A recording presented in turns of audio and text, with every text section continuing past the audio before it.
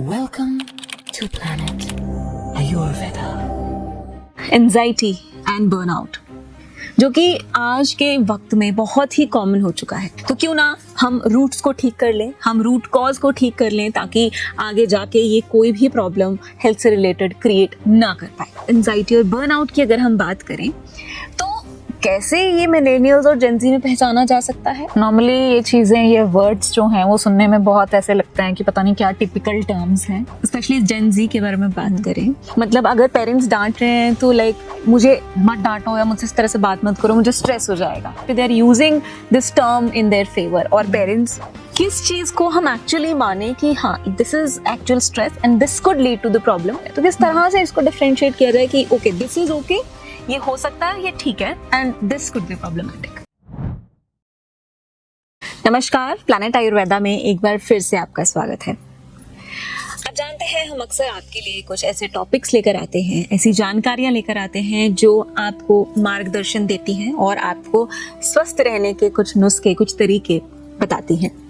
इसी सिलसिले को आगे बढ़ाते हुए आज हम बात करने वाले हैं एक बहुत ही महत्वपूर्ण टॉपिक पे, एंजाइटी एंड बर्नआउट, जो कि आज के वक्त में बहुत ही कॉमन हो चुका है। लगभग हर इंसान इससे ग्रसित है और हम में से बहुत से लोग ऐसे हैं जो ये जानते भी नहीं हैं कि हम इस समस्या में हैं। और ये स्ट्रेस, ये एंजाइटी, ये बर्नआउट बहुत सी बीमारियों को जन्म दे सकता है, या यूं कहें कि लगभग हर बीमारी की जननी है। तो क्यों ना हम रूट्स को ठीक कर लें, हम रूट कॉज को ठीक कर लें ताकि आगे जाके ये कोई भी प्रॉब्लम हेल्थ से रिलेटेड क्रिएट ना कर पाए। इसी बारे में विस्तार से बातचीत करने हमारे साथ प्लैनेट आयुर्वेदा आयुर्वेदिक एक्सपर्ट मौजूद हैं। इन्हीं से जानेंगे क्या है बर्नआउट, क्या है एंजाइटी और कैसे ये डिफरेंट है जेनजीज और मिलेनियल्स में। नमस्कार डॉक्टर साहब। नमस्कार। तो हम स्ट्रेस की बात कर रहे हैं आज, एंजाइटी और बर्नआउट की बात कर रहे हैं, specially in Gen Z and in millennials. तो जेनजी यानी कि जो आज की जनरेशन है, जो अभी लगभग 19-20 साल के आसपास होंगे, और मिलेनियल्स यानी कि जो लोग 20 क्रॉस कर चुके हैं, जी 30-40 तक की वाली जनरेशन। तो हम देखते हैं कि बहुत सी चीज़ों में ये बहुत अलग है। हालांकि एज गैप बहुत ज़्यादा नहीं है, लेकिन बिहेवियरल गैप्स बहुत ज़्यादा है, सोचने का तरीका बहुत अलग है, काम करने के अंदाज बहुत अलग है। तो स्ट्रेस और एंजाइटी या स्ट्रेस, एंजाइटी और बर्नआउट की अगर हम बात करें तो कैसे ये मिलेनियल्स और जेनजी में पहचाना जा सकता है? और सबसे पहले तो आसान शब्दों में आप बताइए कि किस चीज़ को हम बर्नआउट बोलते हैं, कब हम बोलते हैं कि एंजाइटी हो रही है, क्या है एक्चुअली एंजाइटी और बर्नआउट? सी नॉर्मली ये चीज़ें, ये वर्ड्स जो हैं वो सुनने में बहुत ऐसे लगता है कि पता नहीं क्या टिपिकल टर्म्स हैं जी। बट सिंपली ये दोनों चीज़ें, चाहे वो एंजाइटी है चाहे वो बर्नआउट है, दोनों चीज़ें स्ट्रेस, जो लॉन्ग टर्म स्ट्रेस है उसी का ही एक रूप है। स्ट्रेस इनिशियली अगर हम मान के चलें कि कोई भी बंदा है वो स्ट्रेस में रह रहा है, स्ट्रेस कभी आ रहा है कभी जा रहा है, वो चीज़ डिफरेंट है। कुछ लोग क्या होते हैं कि पर्टिकुलर एक दिन का स्ट्रेस है वो उस चीज़ से कॉप अप कर लेते हैं, राइट। बट कुछ लोगों में ये चीज़ें पॉसिबल नहीं हो पाती, लॉन्ग टर्म ये चीज़ चलती जाती है, रन करती रहती है। उस वजह से एक टाइम ऐसा आता है, या तो बंदा बोलता है कि मैं अब हार चुका हूँ, मैं थक चुका हूँ, और सब चीज़ें वहीं पे छोड़ देता है, राइट। लेट्स से कि कोई नीट की तैयारी कर रहा है ना, कोई भी कॉम्पिटिटिव एग्जाम की तैयारी कर रहा है। आपने देखा होगा कि कुछ लोग जो हैं, मोस्टली मेडिकल पीपल जो हैं, वो MBBS को लेके इतने ज़्यादा क्रेजी हैं, they only want admission in MBBS, right. तो उस वजह से 2 साल 3 साल, इवन दो हमने ऐसे भी केसेस देखे हैं कि 10-12 साल तक भी वो रिपीटेडली एग्जाम देते जाते हैं। तो एक टाइम ऐसा आ जाता है कि वो सब छोड़ देते हैं कि नहीं अब मेरे से पॉसिबल नहीं है, मैं हार चुका हूँ। तो ये चीज होती है बर्नआउट, कि किसी चीज को लेकर लॉन्ग टर्म स्ट्रेस रह रहा है और एक जगह पे आके वो हार मान जाते हैं। कुछ लोग सुसाइड भी कर लेते हैं इन केसेस में। ऑन द अदर हैंड अगर हम एंजाइटी की बात करें, एंजाइटी इज समथिंग कि लॉन्ग टर्म स्ट्रेस है, लेकिन वो लॉन्ग टर्म स्ट्रेस इस साइड को नहीं लेके जा रहा आपको कि आप उस चीज को छोड़ ही दो, but on the other hand वो एक फियर क्रिएट कर रहा है आप में, एक डर पैदा कर रहा है कि मेरे से ये चीज नहीं हो पाई, अब क्या होगा, अब मेरे को कैसे चैलेंजेस फेस करने पड़ेंगे क्योंकि मेरे से ये चीज नहीं हो पाई, राइट। सो माइन्यूट सा डिफरेंस है। एक जगह पे तो ये हो रहा है कि वो सब छोड़ ही दे रहा है, वो हार मान लेता है, ठीक है, निराशा कंप्लीट। हाँ, अपने आप को बिल्कुल ही ऐसे या तो हैंग आउट कर लेता है अपने आप को, ठीक है, सुसाइड अटेम्प्ट कर लेता है, या फिर वो अपने आप को इतना एंटी सोशल बना लेता है, किसी के साथ बात करना पसंद नहीं करता, कोई भी उसको एडवाइस दे रहा है वो सुनना ही नहीं चाहता है, एक अलग जोन में हाँ, चला जाता है। Right. On the other hand anxiety में ऐसा रहता है कि वो बंदे को हमेशा डर लगा रहता है कि मेरे साथ अब आगे चल के क्या होगा, बस एक खौफ, एक डर बने रहना हर वक्त।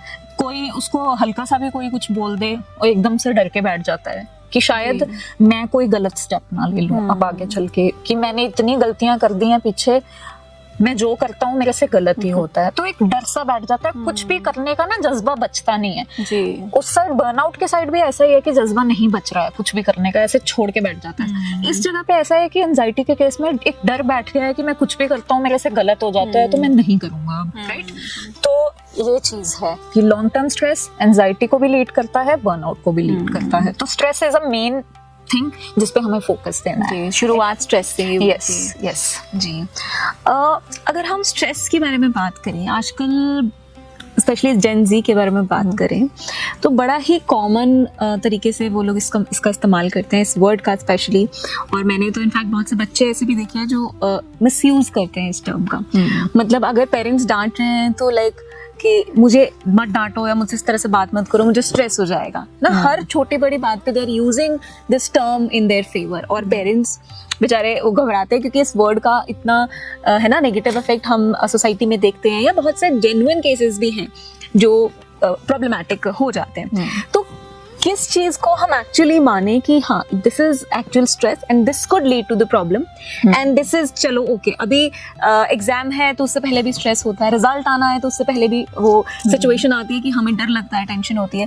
तो लाइक डिफरेंशिएट करना बड़ा मुश्किल है। तो किस तरह से इसको डिफरेंशिएट किया जाए कि ओके दिस इज ओके, ये हो सकता है, ये ठीक है, and this could be problematic. So जैसे आपने बात करी कि एग्जाम है तो स्ट्रेस है, ठीक है, रिजल्ट आना है स्ट्रेस है, बॉस ने काम दिया है ये इतने टाइम पीरियड में कंप्लीट करना है, that is stress. So these are kind of positive stress, क्योंकि अगर हम ये स्ट्रेस नहीं लेंगे तो हमारे काम पूरे नहीं हो पाएंगे। एग्जाम की टेंशन नहीं लेंगे, प्रिपरेशन की टेंशन नहीं लेंगे, फेल हो जाएंगे, राइट, ठीक है। ऊपर से अगर बॉस ने कोई काम दिया, अगर हम उसको सीरियसली स्ट्रेस लेके नहीं करेंगे, एक अपने ऊपर चैलेंज लेके नहीं करेंगे तो वो कंप्लीट नहीं कर पाएंगे हम। सो अगर वो स्ट्रेस ऐसा है जो आपको एक पॉजिटिव आउटकम देगा, that is a good stress. और वो जब आपको पॉजिटिव आउटकम मिल जाएगा तो वो रिलीज हो जाएगा, ठीक है। ऑन द अदर हैंड अगर हम नेगेटिव स्ट्रेस की बात करें, नेगेटिव स्ट्रेस इज समथिंग कभी वो आपको पॉजिटिव आउटकम नहीं देगा। कभी भी, जैसे मान के चलो अब बाय चांस लेट्स से एक एग्जांपल लेते हैं कि जैसे मैंने नीट के टेस्ट की ही एग्जांपल लिया, किसी भी कॉम्पिटिटिव एग्जाम की एग्जांपल ली, तो बाय चांस 2 अटेम्प्ट कर दिए, 3 अटेम्प्ट कर दिए, आपसे नहीं पॉसिबल हो पा रहा है, माइट भी आपके लिए कुछ बेटर बना है, so you need to switch. अगर आप वो स्विच नहीं करते हो, जितना मर्जी आगे चलते जाओ 4 साल 5 साल, that will be a wastage of time. मान के चलो 5 साल बाद अगर आपका एडमिशन हो भी गया एमबीबीएस में, तो क्या होगा, आपसे जो छोटे भी होंगे ना वो आपसे आगे निकले होंगे, आपके बैचमेट्स जैसे मान के चलो लेट्स से, ठीक है। वो एक अलग बात होती है, कुछ लोग ओल्ड एज में भी पढ़ते हैं, वो चीज डिफरेंट होती है ना, अपने पैशन के लिए वो पढ़ते हैं आगे चल के, कोई सर्कमस्टांसेस ऐसे होते हैं वो नहीं कर पाते हैं वो चीज, तो वो चीज एक डिफरेंट चीज है। But on the other hand कोई आप तैयारी कर रहे हो, आपसे नहीं हो पा रहा है, आप ढूंढो कि मैं और क्या अच्छी चीज कर सकता हूँ। सो वो एक स्विच जो है वो टाइमली जरूरी है, ना कि उसको हम लंबा खींचे चले जाएं और एट द एंड फिर वो नेगेटिव आउटकम्स ही मिलेंगे हमें। मतलब कुछ तो स्विच करना पड़ेगा, या तो अपनी स्ट्रैटेजी स्विच करनी पड़ेगी, कहीं ना कहीं वो तरीका गलत है, या जो आप तैयारी कर रहे हो उसका प्रोसेस गलत चल रहा है, या फिर जिस चीज को आप अचीव करना चाहते हो वो आपके लिए ठीक नहीं है, तो कुछ तो स्विच करना पड़ेगा। यस, कहते हैं ना एक किक जरूरी है ना। So that is the only thing कि you need to switch yourself, कि कहीं भी आपको लग रहा है कि इस चीज की वजह से यार मेरी लाइफ डिस्टर्ब हो रही है, आई गेस ये चीज उस टाइम पे आपको ये एक हिसाब से भगवान का इशारा भी समझना चाहिए कि this is not meant for me and I need to switch, maybe something better. yes definitely better plans होते हैं, God always has better plans for us, right? So हमें वो चीज टाइमली समझनी चाहिए ताकि लेटर ऑन जाके वो हमारे लिए नेगेटिव आउटकम में ना लैंड करे. This is the only thing. So whatever gives you positive outcome, that is a positive stress. और वो कुछ टाइम पीरियड के लिए ही होगा. जब आपका वो चैलेंज, आपको कोई चैलेंज दिया है, exam is also a challenge, कोई भी आपको काम पे कुछ भी टास्क दिया जाता है, दैट इज ऑल्सो चैलेंज. वो चैलेंज का जब टाइम पीरियड क्रॉस हो जाता है वो स्ट्रेस भी चला जाता है, राइट? बट ये चीजें जो है लेटर ऑन कोई रिलेशनशिप है वो वर्कआउट नहीं कर रहा, स्विच है ना. कोई भी रिलेशनशिप है, लेट्स से कि आजकल हम देखते हैं आजकल के लोग तो रिलेशनशिप को वैसे ही सीरियसली लेते ही नहीं है, बट कुछ लोग इतना ज्यादा सीरियसली ले जाते हैं. लेट्स से कि मान के चलो एक लड़की की तरफ से कुछ नहीं है या लड़के की तरफ से कुछ नहीं है, दूसरे बंदे की तरफ से दूसरे हैंड में जो है वो काफी ज्यादा चीजें आगे आगे अपनी सोच में ही सोच के बैठा, तो दैट इज ऑल्सो रॉन्ग, है ना. जब तक आपको पता ही नहीं है अगले बंदे के मन में क्या है, या लेट्स से ऐसे ही आप मान के चलो आजकल कुछ केसेस ऐसे भी देखते हैं हम कि हाँ जो मदर हैं वो उनकी एक्चुअल रियल मदर नहीं है ना, सेकंड मैरिज हो जाती है किसी की, तो वो लोग भी डील नहीं सही से करते हैं ना. सो आई गेस कि अगर कोई भी आप रिश्ता बनाने जा रहे हो, पहले उसको परखो, जानो, ताकि लेटर ऑन जाके वो आपके लिए तकलीफ ना पैदा करे. राइट. पहले माइंड मेकअप ना करो, neither positive nor negative, observe and then follow. Yes, किसी भी चीज में ऐसा ही है, चाहे वो आपकी वर्क प्लेस पे भी है. अभी कोई भी अगर मान के चलो किसी वर्क प्लेस पे हम जाते हैं, हम चीजें जो है वो पहले ऑब्जर्व करें, अपने माइंड में ही ना सारी चीजें घुमाते जाए. हाँ, या तो नेगेटिव, कई लोग नेगेटिव ही सोचते रहते हैं, है ना, कि हाँ मेरे साथ नेगेटिव ही होना है, मैं नेगेटिव के लिए ही बना हूँ. ये जो थॉट है वो कहीं ना कहीं यूनिवर्स भी सुन रहा होता है और हमें वही चीज ही आगे फिर मिलती है. अगर हम पॉजिटिव सोचेंगे तो पॉजिटिव ही मिलेगा हमें जाके. So we need to change our thought process also. So that is the thing. Yes. मुझे लगता है थोड़ा सा हमें अपने ब्रेन को अलाइन करना पड़ता है. वो किसी भी दिशा में जा सकता है, लेकिन इंटेंशनली कॉन्शियसली अगर हम उसको पॉजिटिव डायरेक्शन में लेकर आए तो इट विल डेफिनेटली धीरे धीरे ब्रेन को भी उसको अडैप्ट करना शुरू कर देगा और हमारी बॉडी भी डेफिनेटली पॉजिटिव रिजल्ट्स उसके लिए दिखाएगी. यू मस्ट हैव हर्ड कि कोई भी चीज अगर हम 7 या 10 दिन तक लगातार करते हैं, हमारी बॉडी को वैसी ही हैबिट हो जाती है. सो whether it's positive thing, whether it's negative thing, 7 या 10 दिन में आप उसको easily develop कर सकते हैं. Right, absolutely, wonderful. So ये तो हमने बात की अपने ब्रेन की, ब्रेन किस तरह से काम कर रहा है, थॉट्स किस तरह से काम कर रहे हैं. अब अगर कोई पर्सन नेगेटिव स्ट्रेस में है कंटिन्यूअसली, या एंजाइटी की तरफ बढ़ रहा है या बर्नआउट की तरफ बढ़ रहा है, तो उसके बॉडी किस तरह से उस सिम्टम्स को रिफ्लेक्ट करती है, या बॉडी में क्या क्या चेंजेस हम खुद ऑब्जर्व कर सकते हैं या डेफिनेटली हमारी फैमिली ऑब्जर्व कर सकती है और आइडेंटिफाई कर सकती है कि yes this could lead to some big problem. So yes, एक तो होता है कि मान के चलो हम बहुत ज़्यादा सो भी रहे हैं, बट स्टिल जब हम उठते हैं हमें ऐसा लगता है कि नहीं यार नींद नहीं हुई है मेरी properly, right.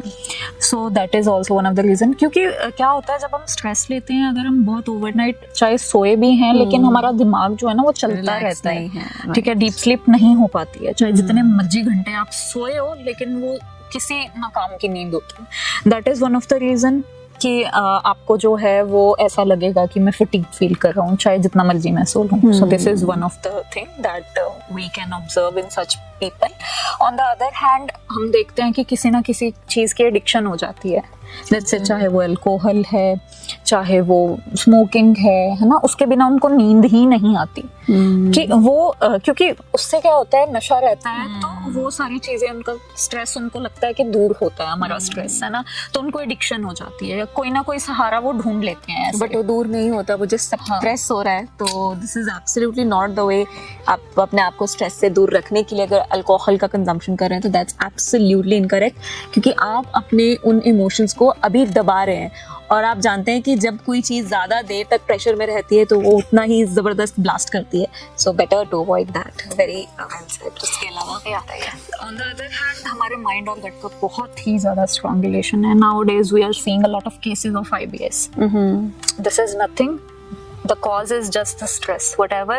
Whosoever is taking stress nowadays, उनका पेट खराब मिलेगा ही मिलेगा. आपने यूजुअली भी हम लोग देखते हैं जब हम बहुत ज्यादा स्ट्रेस ले लेते हैं एकदम से पेट लूज हो जाता है, स्ट्रेस डायरिया जिसको बोलते हैं, है ना. सो अगर वो लगातार रहेगा तो हमारा पेट तो डिस्टर्ब रहेगा ही रहेगा. ठीक है, तो ये चीज भी हमें बहुत देखने को मिलती है. तो हम जैसे रेगुलर बेसिस पे IBS के पेशेंट्स देखते हैं, cause is nothing else than stress.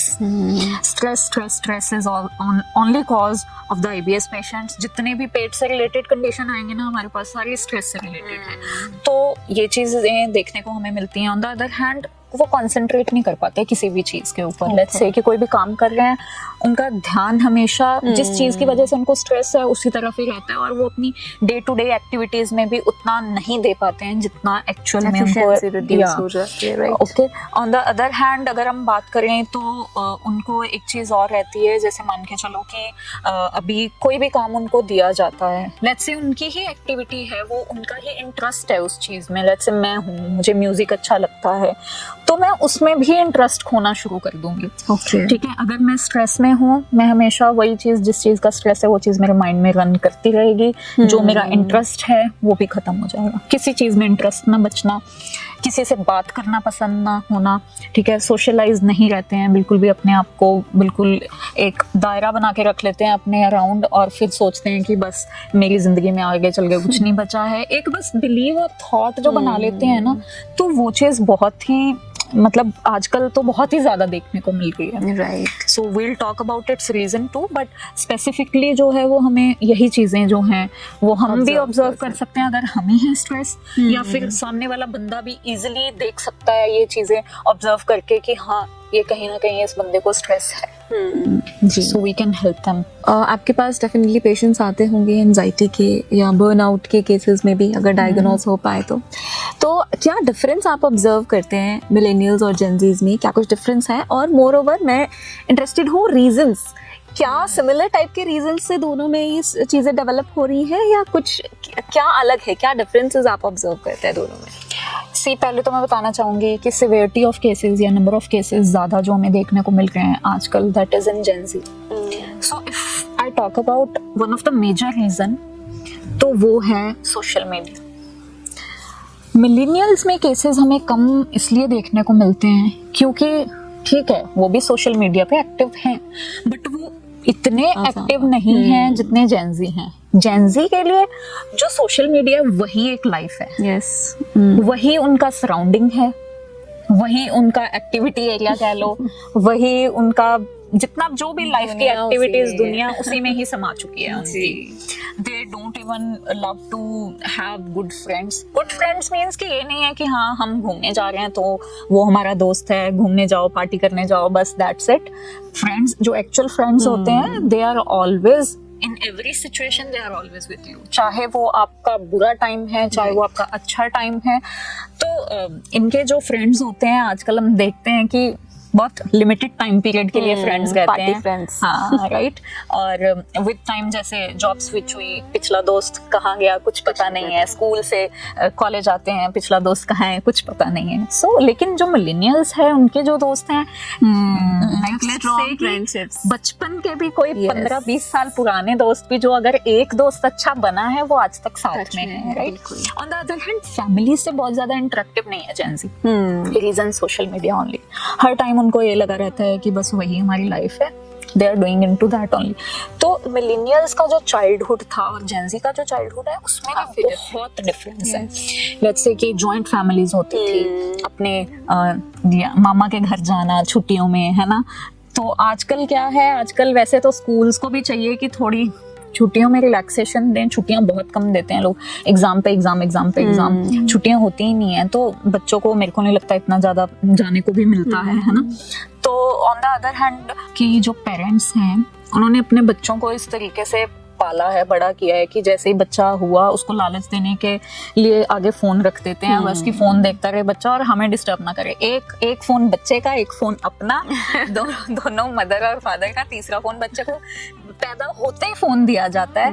और जो मिलेनियल्स थे उनकी तो मदर्स के पास भी ऐसे फोन नहीं होते थे कि है ना, उन सोशल मीडिया एंड ऑल वो इन सब में एक्टिव नहीं थे. तो आई गेस सोशल मीडिया जो है उससे हम इतनी पॉजिटिव चीजें नहीं सीख रहे हैं जितनी हम नेगेटिव चीजें सीख रहे हैं। सो वेकअप कॉल है हम सबके लिए, इवन दो जो पेरेंट्स हैं उनके लिए भी, कि या जो होने वाले पेरेंट्स है एटलीस्ट, क्योंकि जो टाइम बीत चुका है उसको हम नहीं वापस लेके आ सकते हैं, but who are soon to be parents या फिर आगे जाके पेरेंट्स बनने वाले हैं, तो उनको ध्यान रखना चाहिए इन सब चीजों का कि जितना हो सके उनको सोशलाइज करो, बाहर लेके जाओ, आउटडोर गेम्स में इन्वॉल्व करो उनको, रेदर देन कि आप फोन को ही उनकी दुनिया बना दो।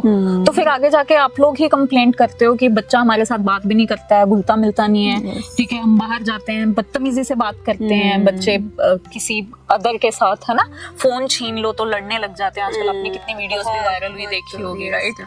सो आई गेस कि this is the only reason कि जेंजी में जो है वो ये केसेस बहुत ज्यादा डेवलप हो गए। आई थिंक मुझे लगता है कि कुछ लोग जो बचपन से ही एक क्लोज एनवायरनमेंट में रहे हैं, घर पे रहे हैं, पेरेंट्स शायद बाहर जॉब करते हैं या मदर्स वर्किंग हैं, और क्योंकि न्यूक्लियर फैमिली का ट्रेंड है तो मेड्स के साथ, हाउस हेल्प्स के साथ जो है बच्चे रहते हैं, और बड़े होने के बाद भी they don't know how to react in social environment, कैसे बाहर जाके किससे किस तरह से बात करनी है, उनको नहीं आइडिया, उनको नहीं पता, और दैट्स व्हाई ऐसा लगता है कि बहुत ज्यादा बदतमीजी दिखाते हैं या बैड वे में बात करते हैं, बिकॉज उतना ज्यादा उनको एक्सपोजर मिला ही नहीं है।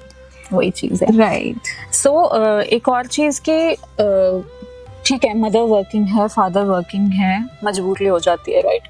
जितना आप मेड को पैसे दे रहे हो, कोई किंडरगार्टन में बच्चे को लगाओ। बहुत सारे ऐसे ऑर्गेनाइजेशंस खुल गए हैं आजकल, तो इंस्टीट्यूट्स बहुत सारे हैं कि आप बच्चे को भेजो, वहाँ एक्टिविटीज होती हैं, राइट? अभी मैंने रिसेंटली एक चाइना की वीडियो देखी है, उसमें वो लोग निटिंग कर रहे हैं, छोटे छोटे बच्चे, 5-6 साल के बच्चे, दे आर प्रिपेयरिंग, वो बैम्बू स्टिक से ऐसे टोकरी बना रहे हैं, कोई कुछ कर रहा है, कोई कुछ कर रहा है, तो वो लोग इसीलिए ही इतनी आगे हैं, right? This is the only reason. So I guess कि इंडिया को भी, India is also developing country, but China तो हैट्स ऑफ है उनको, एंड राइट, सी ये हमारा ओल्ड ट्रेडिशन है, मतलब आवर दादी नानीज used to stitch a lot, used to knit a lot, but अभी ये सब हमें ओल्ड फैशन लगता है जो वो लोग अपना रहे हैं, और ब्रेन डेवलपमेंट का एक बहुत ही बढ़िया तरीका है। यस, डेफिनेटली फोकस बहुत चाहिए, कंसंट्रेशन बहुत चाहिए उसमें। सो आई गेस कि हमें आसपास, क्योंकि मदर फादर अगर वर्किंग है तो I guess they are earning enough कि वो अपने बच्चे को ऐसी जैसी, या कुछ भी करो, आसपास ढूंढो कहीं ना कहीं, या फिर हमें जो है, जो लोग इतने विलिंग हैं कि वो कर सकते हैं, ऐसी ऑर्गेनाइजेशन या ऐसी इंस्टीट्यूट्स ओपन कर सकते हैं, दे कैन डू, बिकॉज आगे चल के जैसे जैसे अभी इनके आगे वाले जो जेंजी के आगे जनरेशन आएगी, वो तो आई डोंट नो कि कैसी जनरेशन होने वाली है वो, बिकॉज जेंजी में भी अगर हम देखें तो हम यही बोलते हैं कि बाप है हमारे बस, राइट? सो कानों को हाथ लगवाने वाले हैं ना। सो आई गेस कि हमें स्टेप्स लेने चाहिए ऐसे अभी से ही, ताकि, क्योंकि देखो डेवलपमेंट में भी बहुत बड़ा हाथ होने वाला है, आगे वाली जनरेशन्स ही हैं जो और आगे लेके जाएंगी कंट्री को, right? So I guess we need to make them socialize. This is the only thing. Right. और मुझे लगता है यहाँ पे आप सोशल मीडिया का इस्तेमाल कर सकते हो, बहुत सारी YouTube वीडियोस हैं, डेफिनेटली बहुत चीजें बुरी हैं, बहुत चीजें अच्छी भी हैं, उन वीडियोस को यूज करो, वहां से क्रिएटिविटी निकाल के खुद कर सकते हैं, अपने बच्चों को गाइड कर सकते हैं, ताकि इन चीजों में, एक्टिविटीज में थोड़ा वो भी इन्वॉल्व हो पाए और डेवलपमेंट अच्छी कर पाए, स्ट्रेस से या सोशल मीडिया की जो स्क्रॉलिंग हैबिट है उससे थोड़ा सा बच पाए। सो डॉक्टर साहब, ये तो हमने बात की कारणों की, एनवायरनमेंट की, ब्रेन की, बॉडी के सिम्टम्स एंड ऑल। अब मैं जानना चाहूंगी इसका सोल्यूशन क्या है, किया क्या जाए। 2 चीजें इसमें आपसे मैं जानना चाहती हूँ, 1 आयुर्वेदिक हर्ब्स कैसे इसमें हेल्प करती हैं, और दूसरा इन एक्टिविटीज के अलावा जो हमने अभी डिस्कस की, इसके अलावा और क्या किया जा सकता है कि ये सिचुएशन आए ही नहीं, या आ जाए तो इसे उस एक्सट्रीम लेवल तक जाने से रोका जा सके। सो फर्स्ट ऑफ ऑल, जैसे मैंने अभी बात करी कि मेक देम सोशलाइज, पेरेंट्स जो अपने बिहाफ पे कर सकते हैं वो यही करें कि उनको जितना हो सके सोशलाइज करो। ऑन द अदर हैंड वो लोग खुद क्या कर सकते हैं अपने लिए, एक तो जितना नेगेटिव कंटेंट है, ट्राई टू, मतलब उस कंटेंट से आप बच के रहो जितना हो सके मोटिवेशनल वीडियोस सुनो, है ना, कि आप कैसे अपने आप को सक्सेसफुल बना सकते हो। Listen to those videos only. अगर आपको लगता है कि मैं ये चीज़ अचीव नहीं कर पा रहा, तो आप रेदर देन के स्ट्रेस लेके आप वहीं पे हार जाओ या आप डर जाओ उस चीज से कि मेरे से नहीं हो पाएगा, आप उससे निकलने का सोल्यूशन खुद बनाओ, राइट? बहुत सारी वीडियोस मिलती हैं, लोग मोटिवेशनल ऑडिबल बुक्स भी अवेलेबल होती हैं, तो आप बुक्स सुन सकते हैं। हाँ, सो आई गेस कि मोटिवेशनल स्पीकर्स की कमी नहीं है, राइट? सो यूट्यूब पे आप सर्च करो, आपको ढेर लग जाएगा आपके पास मोटिवेशनल स्पीकर्स का। तो रेदर देन टेकिंग स्ट्रेस, उसके सोल्यूशन पे वर्क करो। Okay, so next thing is कि अगर हम बात करें मेडिटेशन की, जैसे मैंने आपको बोला, बॉडी को 7 से 10 दिन लगते हैं वो आदत डाल लेती है। कुछ भी चीज अगर हम उससे करवाना चाहें वो करेगी। It will take 7 to 10 days only to adjust. So meditation is a key कि आप स्ट्रेस से दूर रहो। डेली बेसिस पे आप मेडिटेशन करो, दो अपने माइंड को रिलैक्स करने के लिए 15 मिनट, 10 से 15 मिनट दो। आप कभी भी स्ट्रेस में तो लैंड करोगे ही नहीं। आगे चल के जो बर्नआउट, एंजाइटी जैसे हमने डिस्कस करा है, वो होने के चांसेस बिल्कुल भी नहीं रहेंगे, right? So if we talk about herbs, तो हर्ब्स में सबसे टॉप पे आती है ब्राह्मी। ओके, बेसिकली हमें कामिंग हर्ब्स देनी है। सो ब्राह्मी, अश्वगंधा, ठीक है, और मेमोरी कंसंट्रेशन भी जो है लूज करते हैं, लॉस ऑफ इंटरेस्ट भी होता है, तो ब्राह्मी, अश्वगंधा प्लस आप इसके साथ आप गोटुकोला हर्ब रहती है वो दे सकते हो। Mulethi is also one of the good nervine tonic. Okay, so you can include these herbs. बाकी हमारे पास कामीजी कैप्सूल्स हैं, दे आर वंडरफुल, बहुत अच्छे रिजल्ट्स हैं। हमने जितने भी मैंने आज तक अपनी प्रैक्टिस में पेशेंट्स को देके देखा, it helps a lot. So brahmi, ashwagandha और तगर का कॉम्बिनेशन है। Tagar is also wonderful calming herb. So I guess कि कुछ ना कुछ ऐसी हर्ब्स हमें लेनी चाहिए, because throughout the day हमें कुछ ना कुछ पॉजिटिव और नेगेटिव स्ट्रेस रहती है। तो ये हो गई हर्ब्स की बात। ऑन द अदर हैंड अगर हम बात करें कुछ ऐसी लाइफस्टाइल एक्टिविटीज की दैट कैन हेल्प, तो मेडिटेशन इज मस्ट। मेडिटेशन करो, उसके साथ साथ आप एक्टिव रखो अपने आप को।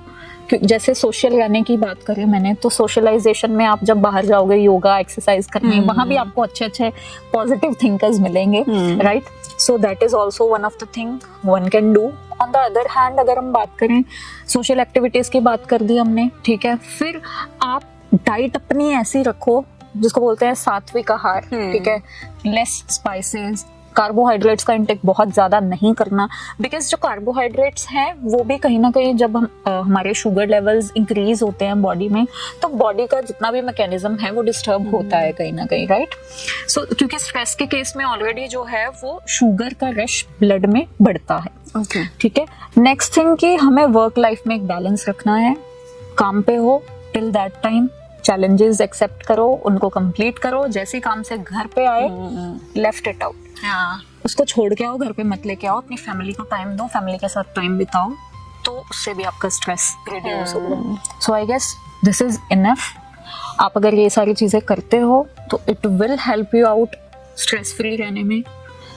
टिप्स पे रट लो, 4-5 चीजें हैं। मेडिटेशन, सोशलाइजेशन, फेमिलियर हो जितना हो सकते हो अपनी फैमिली के साथ, वर्क लाइफ बैलेंस क्रिएट करके रखो, मेडिटेशन एंड योगा, ये चीज़ें जो हैं, और इसके साथ साथ मैंने आपको कुछ हर्ब्स बताई हैं। अगर आप ये चीज़ें कर लोगे तो डेफिनेटली आप बर्नआउट और एंजाइटी से बच जाओगे, जो कि बहुत इम्पॉर्टेंट है अगर आपको लाइफस्टाइल डिसऑर्डर्स से बचना है तो। Okay, wonderful. सो एक चीज़ मैं जो करती हूँ जब मुझे लगता है कि बहुत टेंशन है या बहुत ही ज़्यादा कुछ चीज़ें मेरे दिमाग पे हावी हो रही हैं और बार बार कंटिन्यूसली हम उस चीज़ के बारे में सोच रहे हैं, so I love music. So either I listen to my favourite songs, और मैं कोशिश करती हूँ ऐसे सॉन्ग्स ना हो जो मुझे और डिप्रेस करें, सैड सॉन्ग ना हो, फन डांस नंबर्स में सुनती हूँ, और साथ साथ थोड़ा बहुत डांस बेस के साथ करती हूँ, तो वो मुझे बहुत ही रिलैक्स करता है, और वो आधा घंटा पौना घंटा के बाद आई फील मच बेटर। सो ये आई थिंक आप लोग ट्राई कर सकते हैं, या कुछ भी और आपकी फेवरेट हॉबी है, पेंटिंग करना अगर आपको पसंद है, खाना बनाना अगर आपको पसंद है, या किताबें पढ़ना पसंद है, या किताबें आजकल तो सुनने का ऑप्शन भी है, यू हैव ऑडिबल बुक्स। सो आप कुछ भी एक्टिविटी जो आपको अच्छी लगती है वो आप ट्राई कर सकते हैं। और बहुत से लोगों को मैंने देखा है कि जिम वो करते हैं जब वो बहुत स्ट्रेस में होते हैं, तो वो एक्सरसाइज, यस, सो आपके जो हार्मोनल बैलेंस है उसको मेंटेन करने में हेल्प करता है। तो you can try any of this, and I am sure कि ये जो स्ट्रेस नाम का शब्द है इसे आप अपनी ज़िंदगी से निकाल के फेंक देंगे, क्योंकि जैसा डॉक्टर साहब ने बताया बहुत सारी बीमारियों की जड़ है ये स्ट्रेस, और इनफैक्ट आपको अपनी फैमिली से दूर कर देती है, आपको अपने वर्क में डिस्टर्बेंस लाती है, आपकी परफॉर्मेंस अच्छी नहीं रह पाती अपने काम में। सो क्यों उन चीज़ों को आपने लेना है जब आप में कैपेबिलिटी है। So better to avoid stress, herbs का इस्तेमाल कर सकते हैं और जो भी टिप्स डॉक्टर साहब ने दिए उसको इस्तेमाल करिए और अपने लाइफ को स्ट्रेस फ्री बनाइए। सो आज के लिए इतना ही। अगर आपके कुछ क्वेश्चंस है तो आप कमेंट बॉक्स में लिख के पूछ सकते हैं या आप दिए गए नंबर पे कॉल भी कर सकते हैं। हम आपके सभी क्वेश्चंस का आंसर देने की पूरी कोशिश करेंगे। सो अभी के लिए दीजिए इजाज़त, फिर मिलेंगे एक और टॉपिक के साथ, आपको थोड़ा और जानकारी देने, अपनी हेल्थ के लिए अलर्ट करने। फिलहाल नमस्कार।